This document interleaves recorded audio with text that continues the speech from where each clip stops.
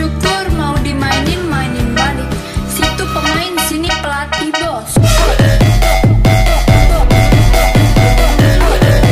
Dulu masa 98 Pak Prabowo dulu yang sering jadi bahan berita ya.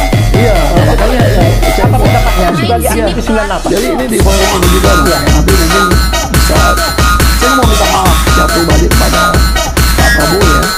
Mungkin kami dulu di framing ya, kalau Pak Prabowo itu jahat, ya Prabowo itu apa namanya, pribadi yang kejam segala macam. Itu framing, memang kami dapat tuh framing.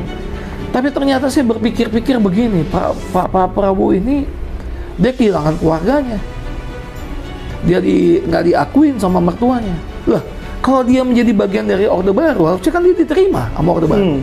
Kok dia malah disingkirkan juga? Di mahasiswa, dia juga di framing.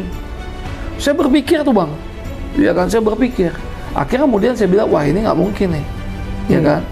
Dan begitu saya dalamin, ternyata memang Pak Prabowo, yang pertama, saya melihat bahwa Pak Prabowo ini justru seorang patriot. Seorang nasionalis, dia cinta bangsanya, dia nggak mau bangsa ini hancur. Yang kedua, Pak Prabowo itu, dia ketika itu, dia wajar menjalankan tupoksinya sebagai militer, Bang. Bukan soal penculikannya ya, Iya. bukan. Tapi dia menjaga ini, Bang, menjaga negara ini.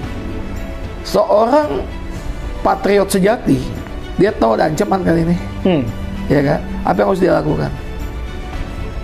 Pasti dia menjaga republik ini, gitu. Dan Prabowo hadir di situ untuk melakukan stabilitas, pengamanan.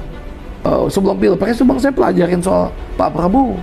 Saya baca pidato-pidatonya, kemudian saya lihat kerja aktifnya dia waktu bangun di rumah apung. Saya bilang orang ini nasionalis. Gitu ya. Iya, itulah kemudian kenapa kemudian saya berani mendukung beliau. Karena saya meyakini benar bahwa dia ada orang yang tepat untuk memimpin Indonesia saat ini. Apa harapannya kepada Pak Prabowo Subianto yang akan dilantik pada 20 Oktober 2024 ini sebagai Presiden RI? Saya melihat Pak Prabowo ini sebagai presiden yang akan membangkitkan Indonesia Raya. Gitu ya.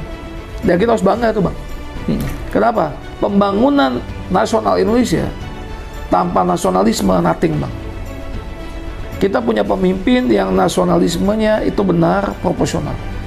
Dia bagaimana tahu berhubungan dengan luar negeri, bagaimana dia tahu mengelola bangsa ini. Dan sekali lagi melalui podcast ini Bang ya, saya sampaikan Pak Prabowo maju terus ya.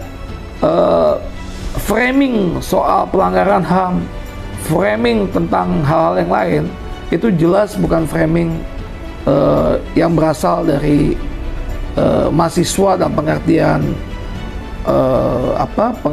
sejatinya, tapi itu bisa saja menjadi satu framing untuk melemahkan posisi Pak Prabowo, diungkit-ungkit terus supaya ini menjadi celah untuk melemahkan Pak Prabowo. Kita sama-sama berdoa buat Prabowo supaya setelah 20 Oktober bisa bekerja maksimal dan bisa membangun keberlanjutan, juga membawa kepentingan bangsa yang lebih baik lagi.